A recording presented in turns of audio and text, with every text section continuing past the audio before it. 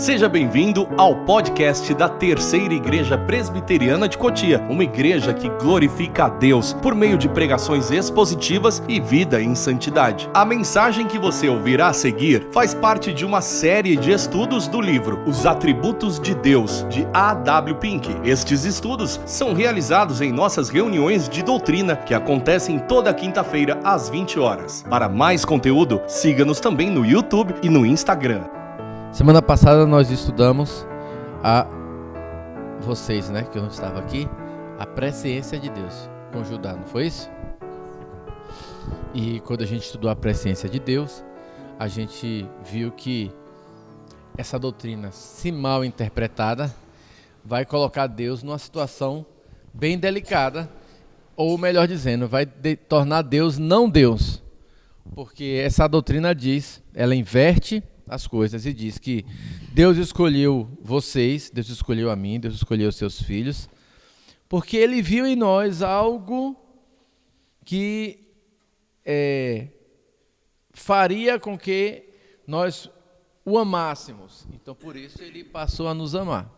Aí, se eu aceito essa doutrina, eu tenho que pensar lá atrás.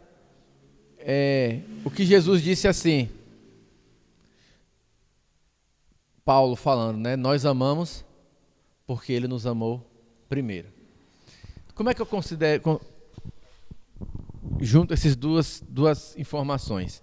Se eu amei a Deus, se em algum momento Deus olhou para o futuro e viu que eu iria me arrepender, que eu ia amá-lo, e aí decidiu me escolher, a decisão de Deus dependeu da minha decisão primeira de amá-lo.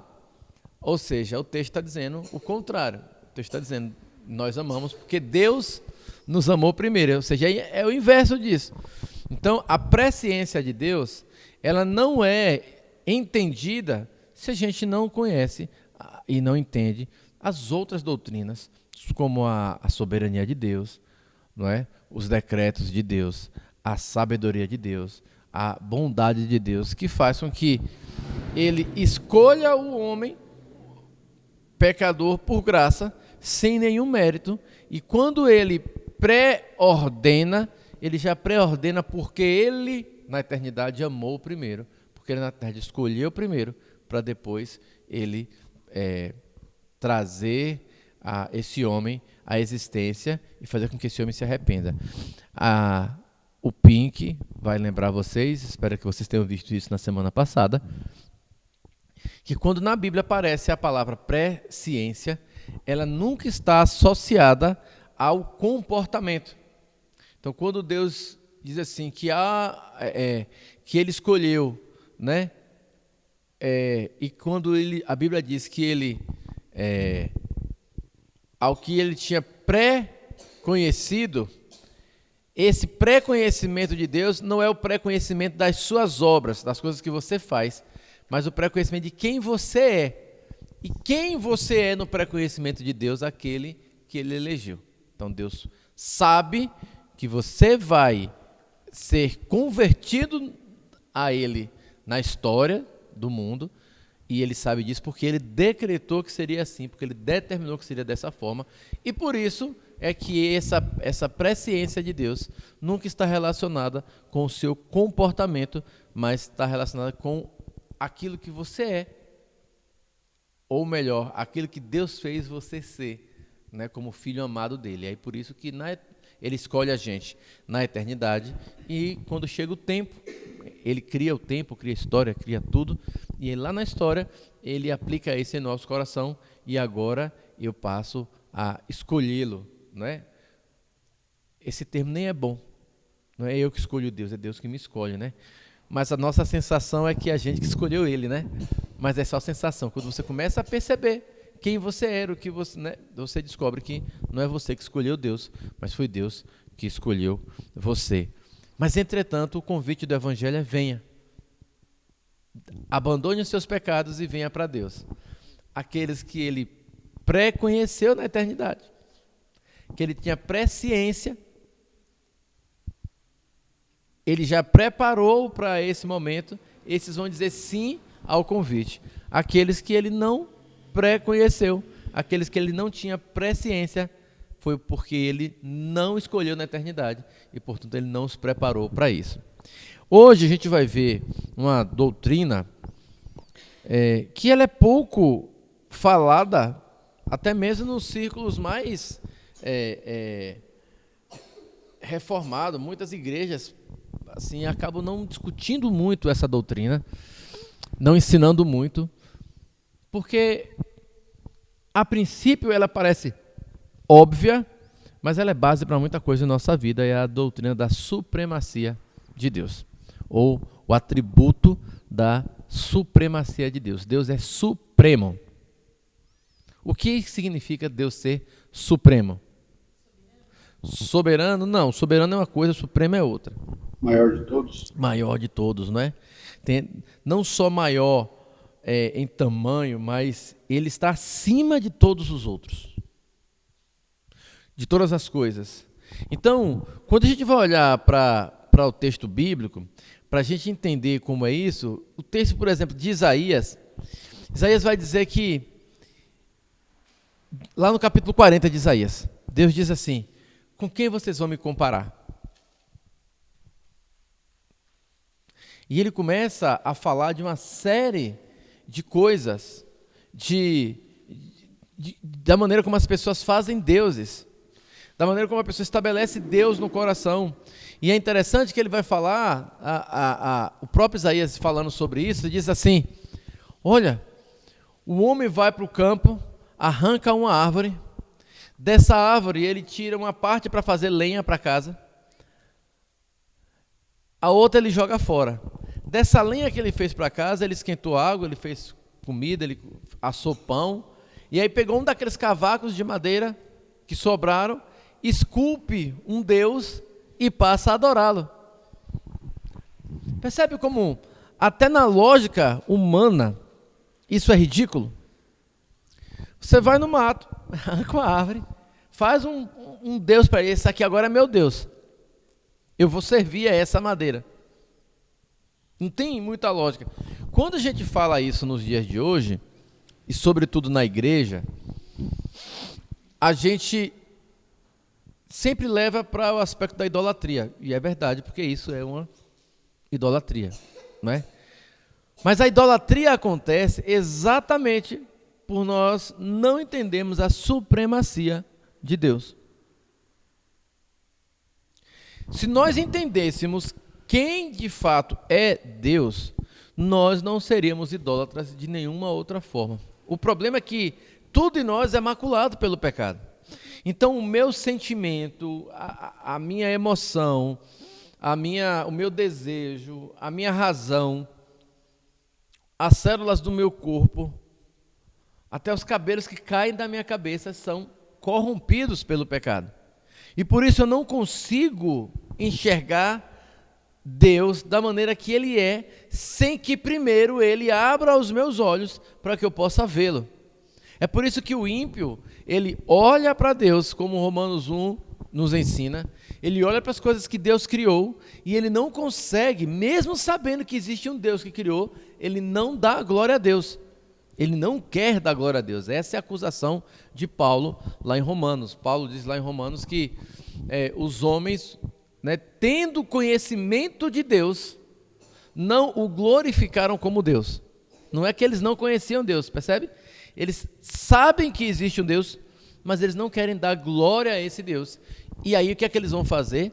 Eles vão tornar-se nulos em seus próprios raciocínios e vão passar a adorar a criatura no lugar do Criador.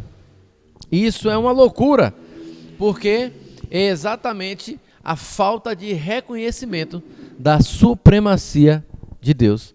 Deus, o Supremo, aquele que está acima de todas as coisas, aquele que é sobre tudo e sobre todos, não é? Quando a gente vai falar sobre isso, a gente vai ver alguns salmos. Veja, a gente tem aqui alguns textos, desculpem. 1 Crônicas 29, 11 e 12. Leia para a gente aí.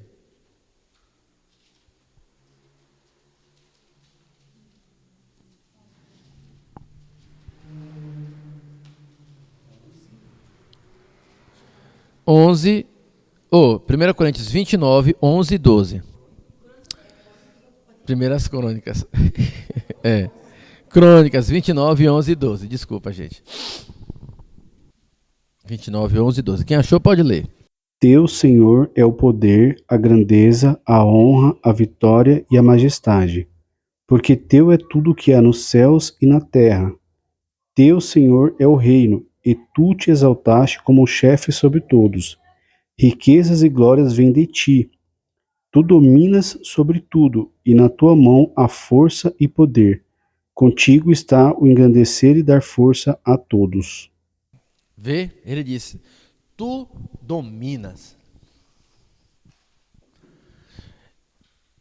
Tua é a majestade, a magnificência, o poder, a honra, a vitória, a majestade. Veja que esse texto e outros tantos na Bíblia, que a gente vai ver nos Salmos, sobretudo, vai trazer para nós essa supremacia divina sobre todas as coisas que existem.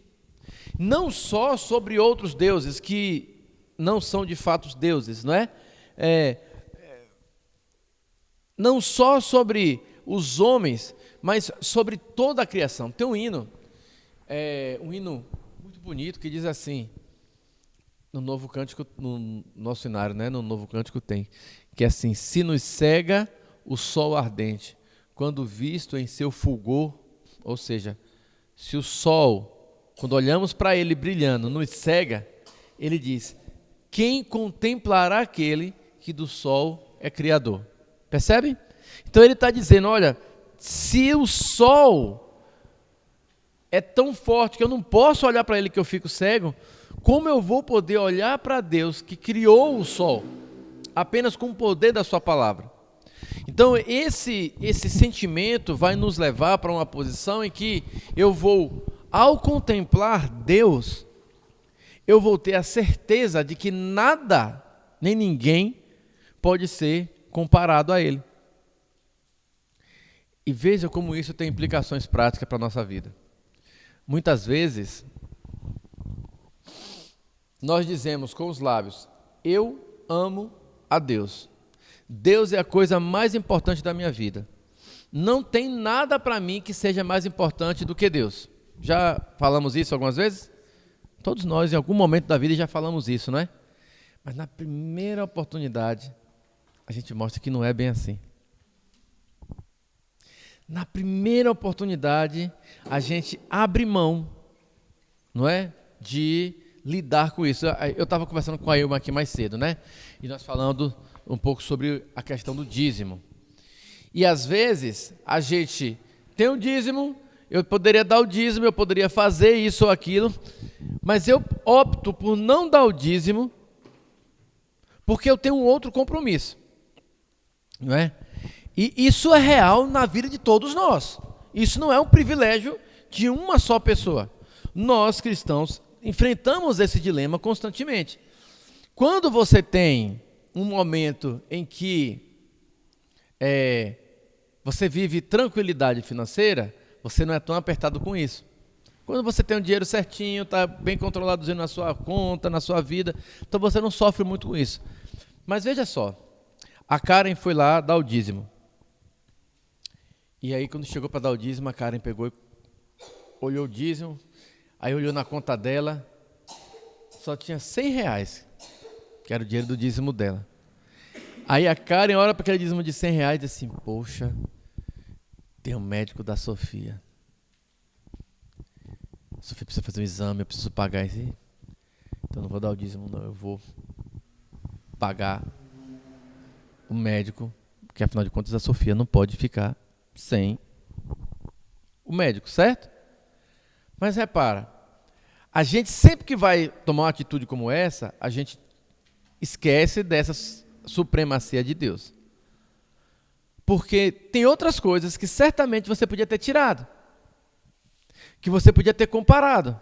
Por exemplo, ao invés de comparar com o exame, você podia ter comparado com o segundo tênis, com o clube, com a pizza que você comeu, com outras coisas que você fez, que não era tão importante quanto a saúde, Mas por que a gente opta por comparar com a saúde?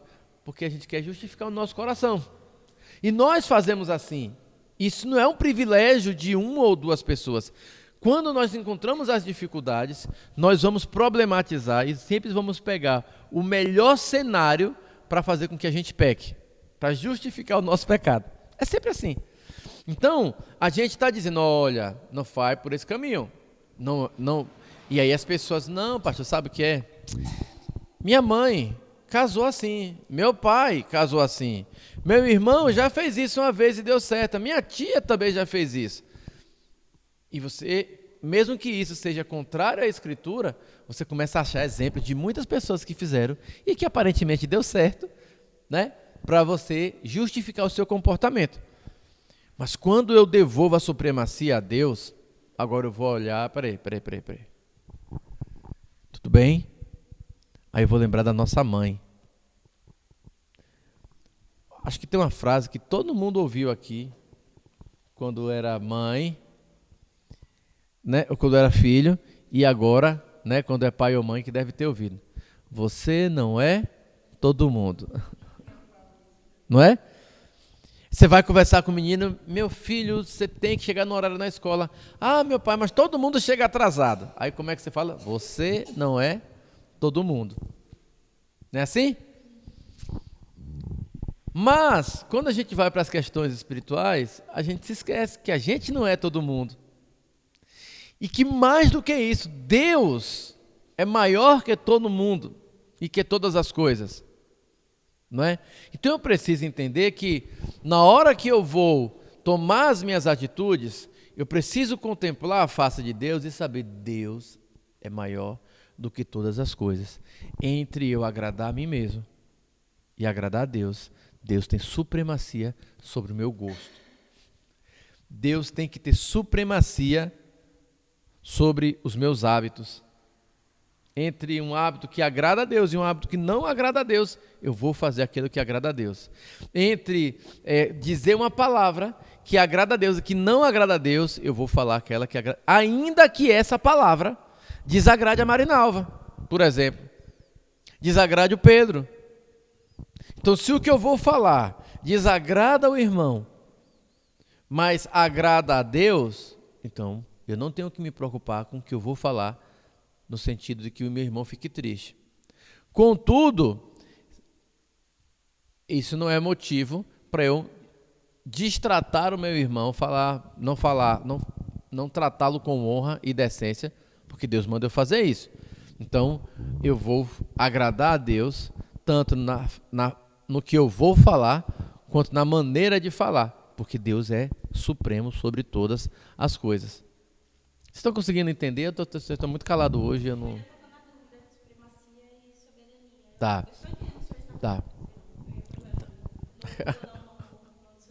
Tá. A soberania traz uma ideia de poder. Eu acho que eu posso definir assim. A soberania tem a ver com o poder de alguém sobre todas as coisas. E a supremacia tem a ver com a importância de alguém sobre todas as coisas. Deus é supremo, Ele é mais importante. Diga, Pedro. Dá para fazer uma analogia quando você falou supremacia, Supremo Conselho, Supremo Tribunal Federal, é a maior instância do Poder Judiciário. Sim. Então é mais ou menos isso. A ideia é que assim, quando nós falamos assim, que Ele é supremo, eu estou dizendo que não existe nada que esteja acima dele. Então, quando eu vou para o Supremo Tribunal Federal, ainda que seja um cargo de poder, não no sentido da soberania que eu falei agora há pouco, é que não existe ninguém que eu possa apelar depois deles. Então, ele é supremo naquela decisão. O que ele decidiu, eu não posso apelar mais para ninguém. Cheguei lá, bati no teto. Então, agora eu não posso mais apelar para ninguém. Tá? Essa é a ideia da supremacia de Deus. Acima de Deus não existe nada. O amor de Deus é supremo. A soberania de Deus é suprema. A bondade de Deus é suprema. Não existe nenhuma bondade que seja maior e mais digna do que a de Deus. Não existe nada mais santo do que Deus. Ele é supremo em todas as suas perfeições. Entende? E é isso que é o lindo quando a gente estuda os atributos de Deus, que ele é assim em todos os seus atributos. Então, a soberania de Deus é suprema. A soberania de Deus é santa. A soberania de Deus é justa. A soberania de Deus é bondosa. Entende? Então, esses atributos de Deus, eles não são distintos uns dos outros. Eles complementam-se. Eles não entram em contradição. E a supremacia de Deus vai me dizer assim, entre Deus e qualquer outra coisa, eu vou fechar com Deus. O que merece o meu amor? Deus. O que merece a minha honra? Deus. O que merece o olhar desejoso dos meus olhos? Deus. O que merece a minha vida? Deus. O que merece a minha morte? Deus. Então, se Ele é supremo acima de todas as coisas, eu não posso abrir mão de Deus por qualquer outra coisa, por mais atrativa que seja para mim naquele momento. Entendeu? E isso é engraçado porque,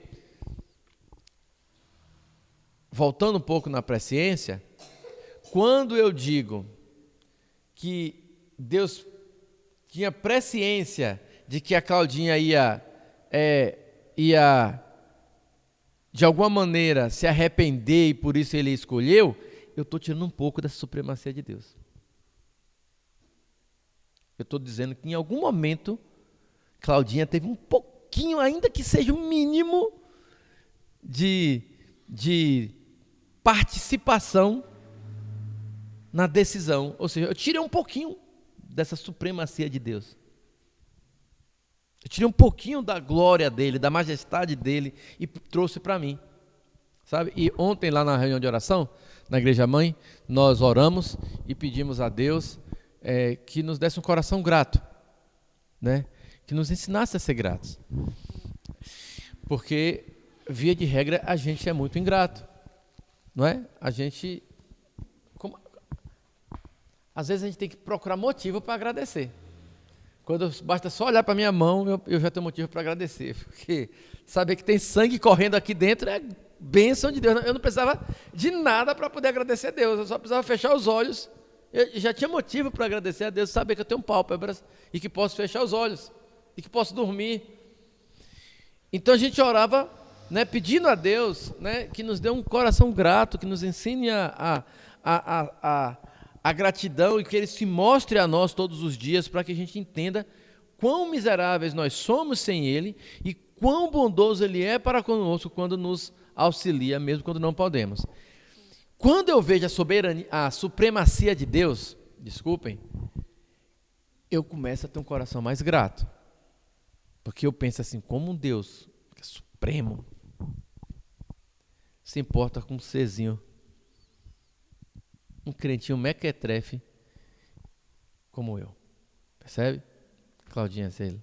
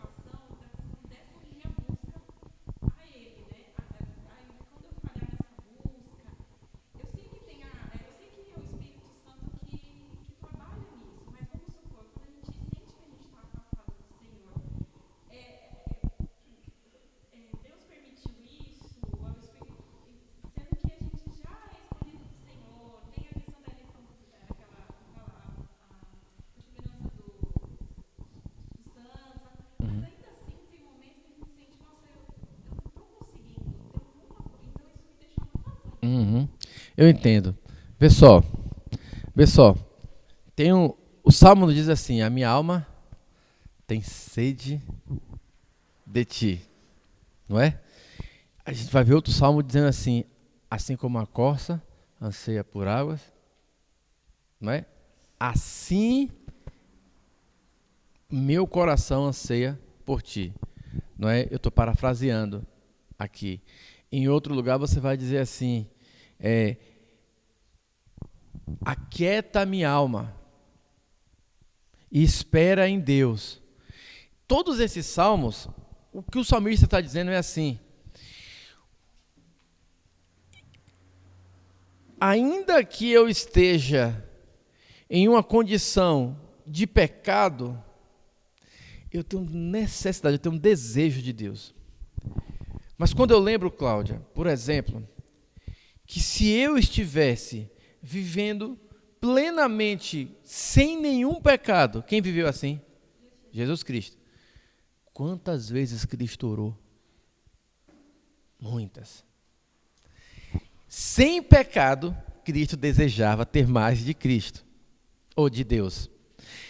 Sem pecado, nós todos desejaríamos ainda muito mais a presença de Deus. Então, quando nós formos para o céu, o nosso anseio por Deus não vai acabar. Ele vai ser mais intenso e mais perfeito. Eu só não vou ficar aflita, porque lá tudo que eu quiser de Deus, eu vou suprir. Então pensa assim.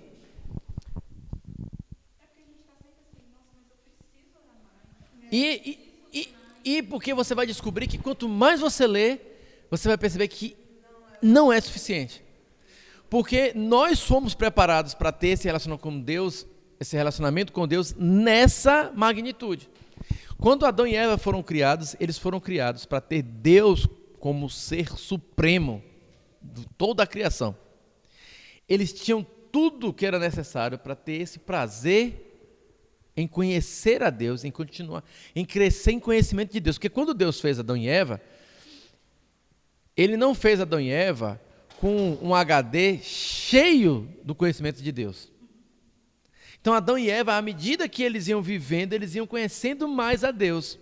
Aí eu lembro do Salmo agora, te conhecer e prosseguir em te conhecer. Tem um cântico que fala sobre isso também, né? Ele diz assim, te conhecer e prosseguir em te conhecer é o alvo da minha vida, Senhor.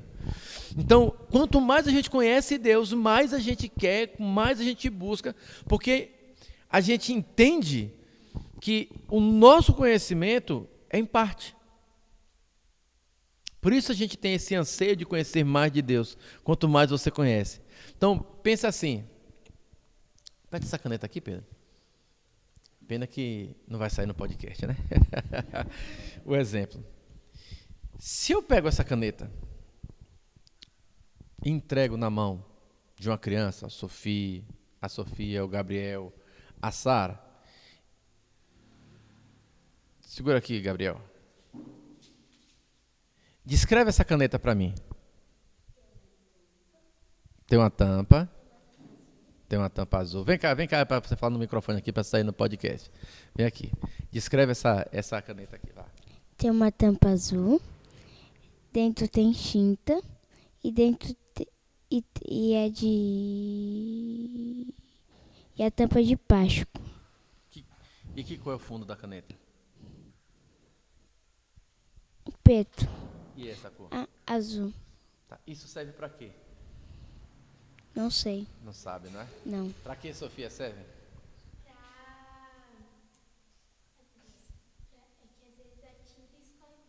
E suja a mão da gente toda, né? Eu nem vou dizer que caneta é essa aqui, todo mundo já sabe qual é essa caneta, né? Mas vê só, se eu peço... Tem mais alguma coisa que você quer dizer dessa caneta, Gabriel?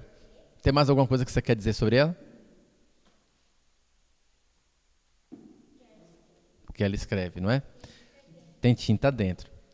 Esse é o Gabriel analisando a caneta. Se o Gabriel crescesse e tivesse estudado, e tivesse feito as disciplinas de química que a gente fez e de física que a gente fez, agora Gabriel podia dizer, aqui dentro tem moléculas que compõem essa tinta. Aqui dentro tem um comportamento físico desse líquido que faz com que a caneta não desça para baixo por conta da pressão do ar que tem dentro da caneta. A ponta da caneta é uma esfera mínima que faz com que, ao circular a esfera por dentro da tinta, ela suje o papel, mas em uma proporção contínua que faça a minha linha no papel, e que essa linha que ela fez ali foi determinada pela espessura do bico da caneta. Tem uma ferramenta que mede coisas desse tamanho assim, né? Percebem que quanto mais você sabe, mais a caneta vai ficando interessante. É só uma caneta. Mas se eu desmontar a caneta inteira e começar a olhar para dentro da tinta agora, lá eu vou perceber que quando ela cai na minha mão, ela demora de soltar em relação a outras tintas. E aí, se eu ampliar mais isso e começar a estudar isso no nível atômico, eu vou conseguir descobrir mais coisas. E cada vez que eu vou aprendendo mais sobre a caneta, eu vou tendo mais prazer em conhecer sobre a caneta e mais quero conhecer a caneta. É por isso que os cientistas, eu tinha uma amiga que ela estudava células cancerígenas na faculdade, no projeto de iniciação científica. E ela olhava para aquelas células e falava assim, que bonitinho, como é lindo. E eu olhava assim, menina, você é louca? Como assim é lindo? Esse negócio aí está matando alguém.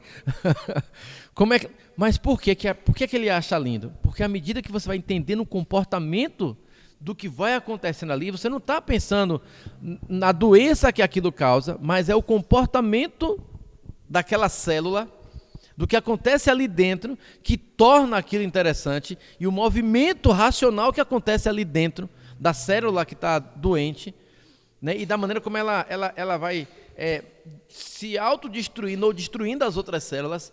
Então, quando você entende esse mecanismo, nossa, isso aqui é muito bonito. Esse mecanismo, não a doença em si e as consequências dela. Quanto mais você conhece alguma coisa, mais você tem prazer nela. Por isso que, quando você vê um aluno estudioso, é difícil ele deixar de ser estudioso.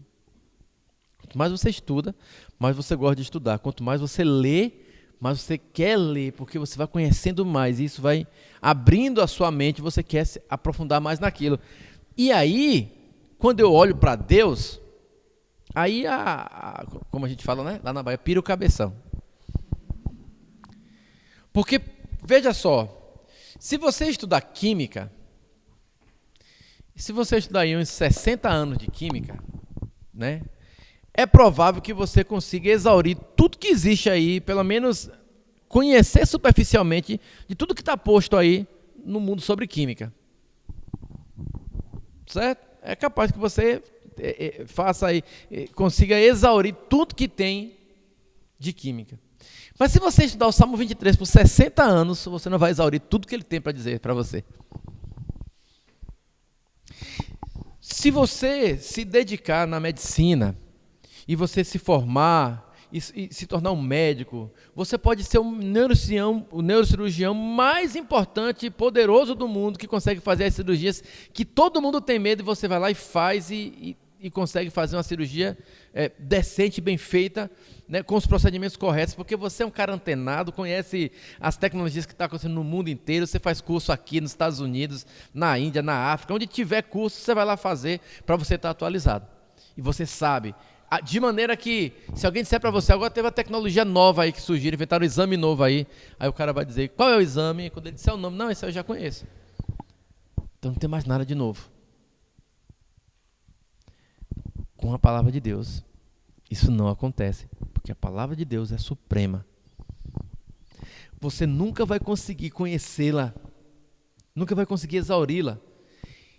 Com Deus, da mesma forma, você nunca vai conseguir exaurir o seu conhecimento de Deus, nem na eternidade. Quando você estiver com Ele, lá na eternidade, você ainda não vai conhecer Deus plenamente. Entende? O ponto de nosso estudo hoje que eu quero é trazer isso para o nosso dia. Eu quero trazer isso para a vida do Gabriel, da Sofia, da Sara. Enquanto eu sou criança, eu tenho um conhecimento limitado. Então, qualquer coisa é maior do que meus conhecimentos. Veja, Para as crianças, quando eu digo assim, Jesus morreu e ressuscitou, você acredita nisso, Gabriel? Você acredita nisso? Você acredita, Sara, que Jesus morreu e ressuscitou? Jesus morreu e ressuscitou? Acredita, né? Mas se você vai falar com um médico que estudou muito, aí já fica mais difícil para ele. Porque ele começa a racionalizar e ele começa já a aprender. Como é possível alguém morrer e ressuscitar? Nunca vi, nunca toquei nisso, eu já ouvi falar, mas tem uma explicação científica para isso. Vai que ele não morreu de verdade, não é? Então você vai querer achar explicação para essas coisas. Mas à medida que a gente vai amadurecendo e a gente vai aprendendo a fazer perguntas, aprendendo a pesquisar, a estudar, o seu conteúdo também fica mais exigente. E à medida que você vai sendo mais exigente, você vai procurando respostas que sejam mais racionais para a sua perspectiva de vida. Aí vem a Bíblia e diz que um cara que viveu há 2030 anos atrás, viveu, morreu e ressuscitou e está vivo do jeitinho que nós somos aqui lá no céu. E aí, para você entender isso, só com a sua racionalidade humana, você não vai chegar lá. Mas quando você começa a ser usado pelo Espírito Santo, quando a sua mente é alcançada pelo Espírito Santo, a supremacia de Deus salta aos nossos olhos. E agora a gente começa a olhar para Deus e ver assim, olha, ainda que eu não consiga compreender todas as coisas, ainda que eu não consiga entender o que está acontecendo comigo agora, eu sei que existe um Deus supremo e que toda a minha vida é vivida com base nele. Não interessa se eu tenho todas as respostas. Uma resposta eu tenho, e talvez seja a principal. A pessoa mais importante de toda a existência é Deus. E se isso for real em minha vida, vai ficar fácil eu dizer para o meu coleguinha que eu não quero fazer aquela coisa errada porque não agrada esse Deus. Se isso for verdade em minha vida, vai ficar fácil eu dizer para o meu patrão, não posso defraudar o meu cliente. Se isso for verdade em minha vida, vai ficar fácil eu dizer, não, hoje eu vou à igreja. Eu sei que é aniversário do meu tio, do meu primo, eu sei que hoje eu tenho um clube, eu sei que hoje tem muitas coisas que domingo que vem eu vou estar aqui de novo. Mas se Deus é o mais importante, então eu posso abrir mão de todas essas coisas e focar naquilo que de fato é importante. Percebe? Que agora fica difícil negociar e barganhar. Só que, como a gente diz que é assim com a boca, mas com os nossos atos a gente age de maneira diferente, não é? A gente vive essa contradição. Mas quando eu tenho consciência disso, eu vou trazendo para os meus olhos essa realidade, para o meu coração, então eu começo a colocá-la em prática e Deus vai nos abençoando para que a gente aprenda dia após dia viver com base nesses atributos divinos que a gente está estudando. Diga, Karen.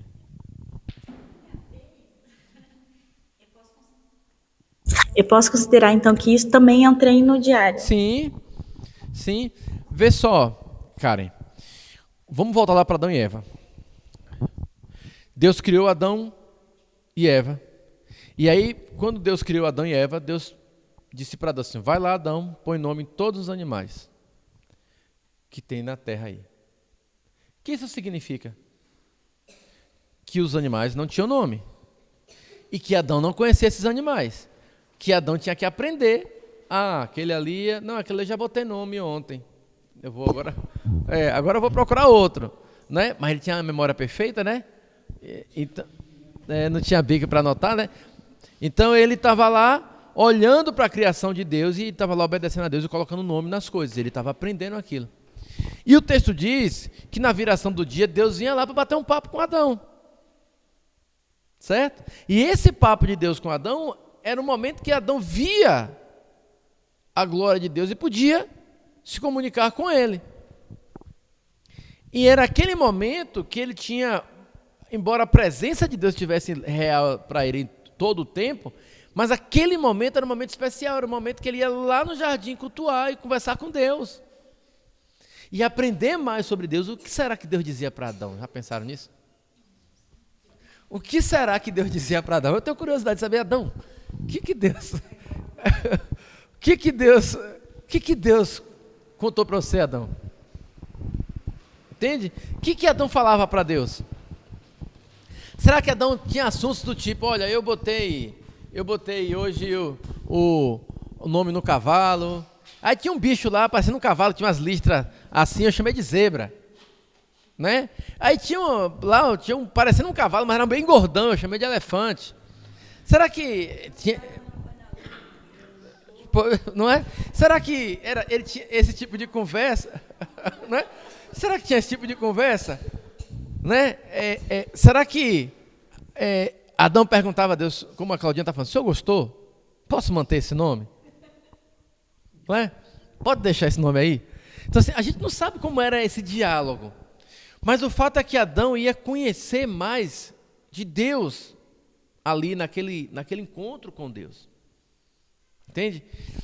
E isso deveria motivar Adão a quando a serpente falou para ele, porque o que a serpente propôs para Deus? Olha como a serpente para Adão. Para Eva. A serpente disse assim: se você comer, você vai ser igual a Deus, conhecedor do bem e do mal. Não foi isso? Aí, percebam, o que Deus tinha prometido para eles? Que se eles comessem, eles morreriam. E se eles não comessem? Oi? Mas se ele já tinha. O que é que eu ganho? Eu já não ia morrer. Deus já fez para não morrer. Então o que é que eu ia ganhar mais? Ele já tinha tudo, já estava vivo eternamente. Tinha a árvore do bem e do mal lá no meio do jardim, que ele podia comer as folhas dela lá. Lembra quando eles pecaram? O anjo falou assim, Deus fala, né, lá na Trindade Divina, vamos botar ali guardar a árvore da vida para que eles não comam e vivam eternamente. Então assim, eles tinham lá, eles não precisavam de nada, já tinha tudo isso. Mas o que Deus tem com Adão era esse crescimento em conhecimento de Deus, que ele ia continuar conhecendo a Deus todo dia. Ou seja, Adão já tinha a promessa, ainda que ela não seja declarada, de conhecer a Deus cada vez mais. Ele já experimentava isso. Se Adão não tivesse comido da fruta, ele ia alcançar o conhecimento do bem e do mal, à medida que ele fosse conhecendo a Deus. Porque cada vez que você conhece Deus, você vai conhecer quem é Deus e a bondade, a santidade. Porque Adão conheceu o mal em praticar. Mas antes, ele sabia o que era o mal, porque desobedecer a Deus era o mal. Então ele já sabia o que era o mal. Ele já sabia que se desobedecesse, comer na fruta, ele morreria. Ou seja, isso é ruim. Eu já conheço o que é o errado, eu já conheço o mal. Mas quando Deus diz para Adão, olha, se você não comer, você vai viver aí, mas não era a vida física, era o crescer em conhecimento de Deus. E o que Adão quis, não, eu quero é logo. Eu quero ser igual a ele mesmo, né? Eu quero ser igual a ele. E vai lá e come mais Eva aquela fruta. Porque é isso que disse, viste que a fruta era agradável aos olhos e boa para dar entendimento. Olha aqui. Não é? Então, irmãos, se Adão tivesse entendido a supremacia de Deus ali, Adão pensaria assim: peraí, serpente, vem cá, pense bem, você acha que uma fruta vai me dar conhecimento para ser igual a ele? Você acha mesmo que essa fruta, se ele é esse ser supremo, que eu estou insistindo com vocês que ele é, você acha que essa frutinha aí vai me fazer ser igual a ele? Percebe? Se no coração deles tivesse essa supremacia de Deus, você diz, peraí, quem sou eu para poder ser igual a Deus como a serpente queria? Ponha-se no seu lugar, Davi. Entende? Ponha-se no seu lugar. E às vezes a gente tem que dizer isso para a nossa alma. Ei, alma, fique quieta aí. Quem você pensa que é para roubar a glória de Deus? Porque às vezes a gente quer. A gente está lá na construção do templo agora, né? E ontem a gente orando para agradecer, e eu orava e dizia assim: Senhor, não permita que a gente roube nem um pouquinho da tua glória na construção desse templo. Por quê? Porque, veja, como Deus se importa com isso. Quando aquele exército estava marchando para lutar, Deus disse: tem muita gente. Diminui. Quem tiver com medo, volta para casa. E daquele exército sobrou 300 pessoas. De toda aquela multidão, sobrou 300 pessoas. Por que Deus fez isso? Para gravar um filme chamado de 300? Deus fez isso para que Israel soubesse que foi Ele quem derrotou o inimigo. Para que Israel tivesse certeza que foi Deus que fez. Porque Ele diz: a minha glória eu não divido com ninguém. Entende? Então, e Deus fez isso várias vezes. Quando Deus mandou Josué e o povo rodear a cidade de Jericó 7 vezes, por que Deus fez aquilo? E mandou ganhar no grito. Primeira vez que alguém ganhou no grito de verdade, né? Mandou ganhar no grito. Vocês vão lá e vão gritar. Por que Deus não mandou eles arrumarem pedras, ensinou eles a fazer uma catapulta daquela gigante, não deu inteligência para eles fazerem umas armas bacanas e derrubar aquelas muralhas? Para que o coração deles não se ensoberbecesse, para que eles tivessem a convicção que quando eu gritei, o muro caiu. Você pode fazer o teste hoje como você quiser, teste físico aí, botar umas caixa amplificada bem grande do lado do muro aí, pode tocar para derrubar um muro que passava uma carruagem em cima, que tinha casa em cima dos muros, para ver se derruba. Foi desse jeito para que eles entendessem claramente que foi Deus que tirou. As 10 pragas, as 10 pragas lá foram estabelecidas para que Deus mostrasse que Ele era Deus sobre todos os deuses do Egito. Então Deus em toda a Bíblia está fazendo questão de mostrar a supremacia dele sobre todas as coisas, né? Para que a gente entenda o tamanho do Deus que você serve. O texto que a gente leu, não é? De Crônicas, vai nos dizer exatamente isso. Teu é tudo.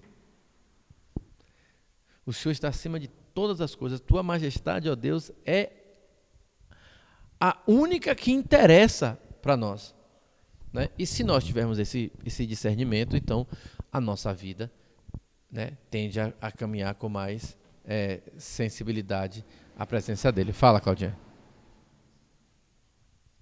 Eu não ia falar nesse assunto, mas o senhor acabou tocando, que é da... Tá? Nem me culpa, não. O assunto é com relação do relacionamento, né, de Adão e Eva lá no Éden, né?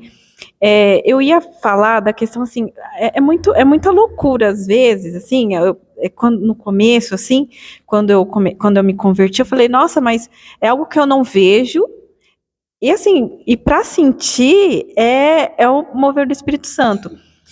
E, por exemplo, eu estou orando, mas, porque assim, é diferente, eu estou conversando com o Senhor, estou vendo uma pessoa. Agora, quando se trata de Deus, é imaginário. Então, a criança, ela tem isso muito aguçado. Então, para ela, eu acredito, ela imagina na cabeça dela. Aí tem essa questão que o pastor falou. Conforme a gente vai estudando, fala: mas que coisa doida. Eu estou orando para alguém que eu não estou vendo, eu não conheço. E aí, qual é o ponto, né, que eu queria colocar? Quando o pecado aconteceu, na verdade, o nosso relacionamento, então, com Deus, ele foi prejudicado. Essa coisa do olhar, do ver, do sentir. Mesmo que eu tenha a Bíblia, mesmo que eu tenha o Espírito Santo de Deus, não é a mesma coisa de que Adão e Eva, não é a mesma forma de relacionamento que Adão e Eva tinham lá. E às vezes quando eu ouço aquelas músicas assim que falam, ai, eu vou poder abraçar o meu Jesus, nossa, isso me dá um conforto, sabe, assim, e de verdade, assim, eu anseio todos os dias, quanto mais os dias vão passando, eu vou ansiando, nossa, eu quero muito abraçar Jesus, falar com Jesus, muito obrigada, o Senhor me salvou. E eu acho que tem muito a ver com isso, esse relacionamento com Deus falta hoje, não é igual. É assim, eu entendi o que você está colocando. Eu entendi. Então, pensa assim, deixa eu tentar ilustrar isso.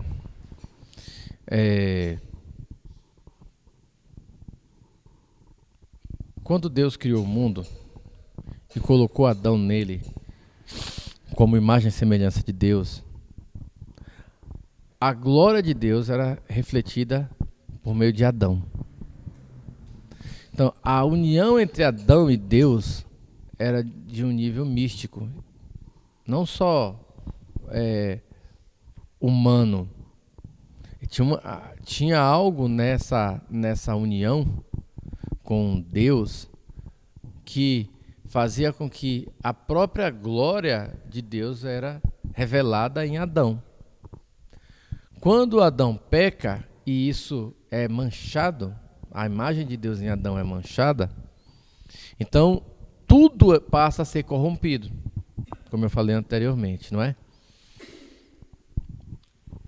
Porém, quando Cristo faz de nós nova criação, ele restaura essa imagem e a gente pode dizer, como aquele velha máxima da teologia, né? O já e o ainda não.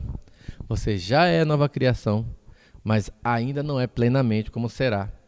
Porque lá Paulo vai nos ensinar, Pedro também da mesma forma, e vai nos mostrar que nós estamos sendo preparados para nos tornarmos mais parecidos com Cristo e fazermos parte da natureza divina.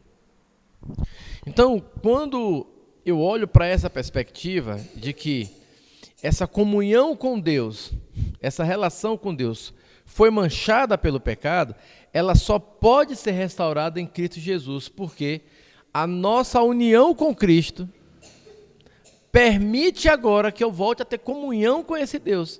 E agora eu passe a olhar para Ele e enxergá-lo. Por quê?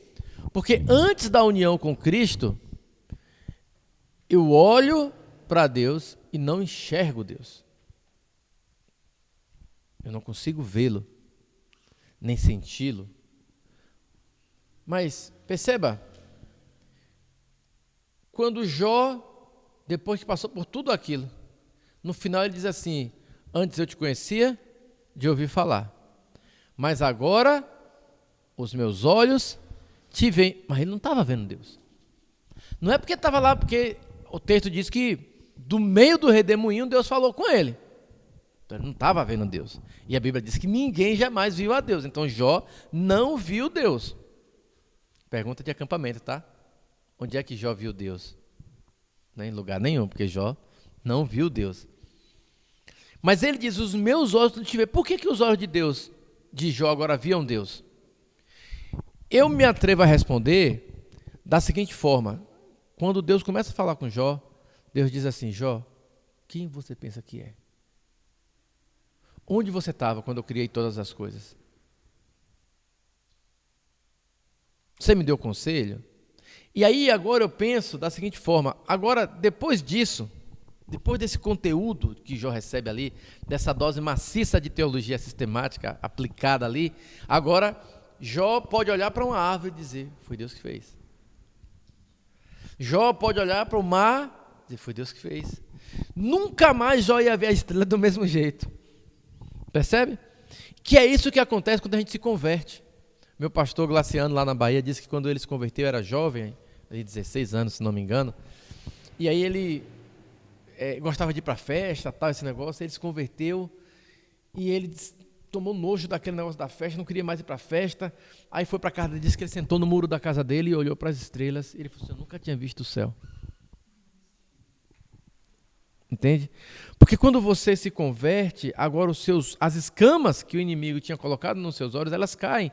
E você consegue enxergar Deus em todas as coisas. Entende?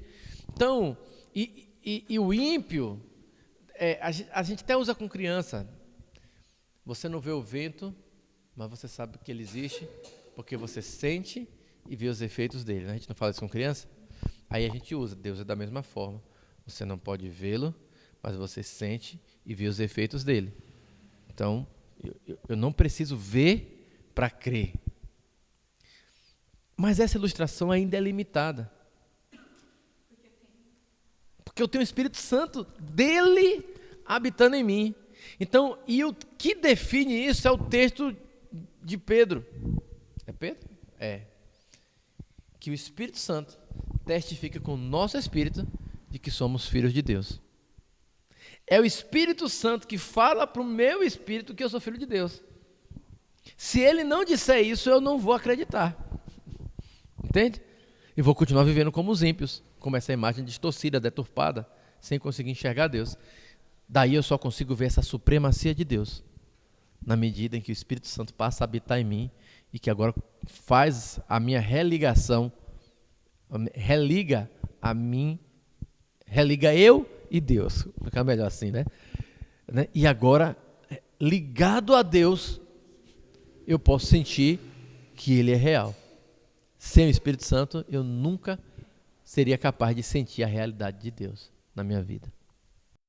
Tem um versículo de 1 Coríntios 13, 12, eu acho que fala brilhante sobre isso.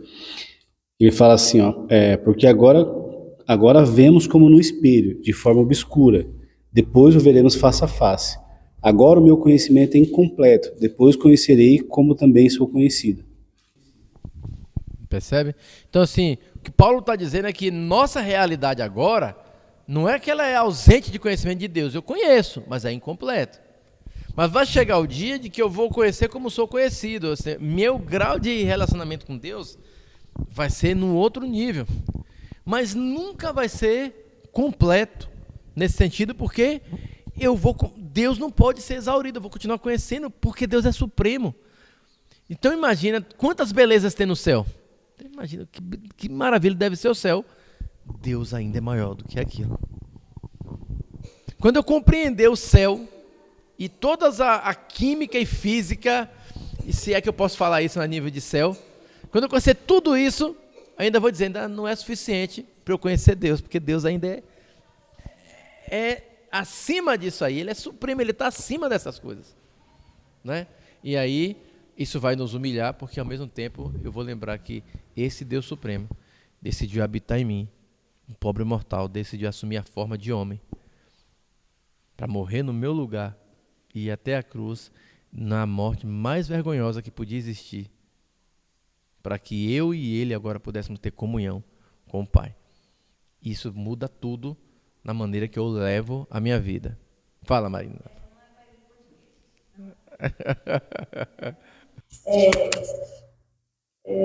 Ainda nesse contexto do céu, Deus ele pode revelar o céu para a gente aqui ainda na Terra, mostrar o céu para a gente Ele mostrou, né?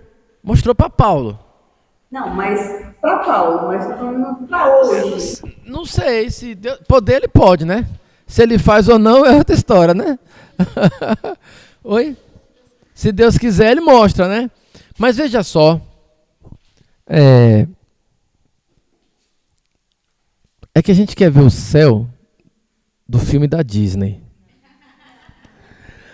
Porque Deus mostra o céu para você todo domingo no culto. Entende? Quando a gente vem para o culto, o povo de Deus cantando, louvando a Deus, a presença de Deus real no culto, você abrindo o seu coração para Deus, Deus escrutinando o seu coração, isso é um pedacinho do céu. Mas como a gente tem aquela ideia de céu de rua de ouro, rio de cristal, e aí você fica querendo sonhar com essas coisas. Entende? E aí a gente fica com essa coisa no coração, e todo mundo que sonha com o céu assim. Não tem problema.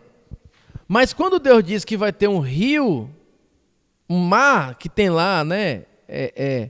O mar não, porque o mar já não existe mais, né? Lá em a cidade de Santo, quando desce, né? e fala de ruas de ouro, as portas da cidade vão ser 12 pérolas. Então assim, aquilo é uma linguagem para tentar expressar como é belo. Tá? Você imagina João tentando contar para a gente o que é o céu. Ele viu uma porta, tá? E agora ele vai contar para a gente como é o céu. Como é essa porta. E ele ficou, o que será que é essa porta? Podia ser uma porta de vidro. Não tinha vidro nessa época, dessa forma aí, né? Eles, rapaz, parece uma pérola. Que era o que ele tinha mais perto ali para dizer o que era. Entende? Aí quando ele fala assim que veio aquele carro lá de Ezequiel, que Ezequiel viu aquele carro que tinha 4 rodas, que ninguém sabe como é que é aquelas 4 rodas que giram para todos os lados ao mesmo tempo. Não é? Aí eu lembrei logo um tanque de guerra. Tanque de guerra tem aquelas rodas lá que ele gira tal. Então, será que era que ele estava vendo? Era uma coisa assim? Não sei, ele era o esforço para contar para quem não viu como era. Então, por isso que ele vai falar lá em Atos, era uma língua como que de fogo, era uma voz como de um vento impetuoso, porque ele não sabia explicar, então ele usava as coisas para poder dizer como é. Então eu não sei como é que vai ser o céu, mas eu tenho certeza que o que quer que aconteça no céu, o culto a Deus aqui é um pedacinho do que vai acontecer lá. A ceia do Senhor aqui é um pedacinho do que vai acontecer lá. Entende? Então eu tenho que olhar a nossa experiência de culto assim. Se Deus Supremo decidiu ter nós como seus adoradores, com as vozes de taquara rachada que a gente tem, tudo desafinado, e Ele decidiu na eternidade que queria que nós o louvássemos para a honra e glória dele. Entende? Por que Ele fez isso? Por graça. Só por graça. Porque ouvir a gente cantando não deve ser, né, para Deus, que tem bilhões de anjos para cantar para Ele, mas Ele decidiu nos amar e receber o nosso louvor. Por isso é um privilégio vir ao culto, prestar o serviço de culto a Ele, né, e experimentar o céu aqui todos juntos. Tá bom? Bom, eu não vou deixar mais perguntas não, porque senão a gente não termina por causa do horário. Semana que vem estaremos aqui de novo no mesmo lugarzinho de sempre, tá bom? Vamos tentar mandar o convite, Pedro, um dia antes, para a gente poder convidar mais pessoas e mandar o convitezinho lá para que mais pessoas venham participar do estudo com a gente, tá bom? Deus abençoe.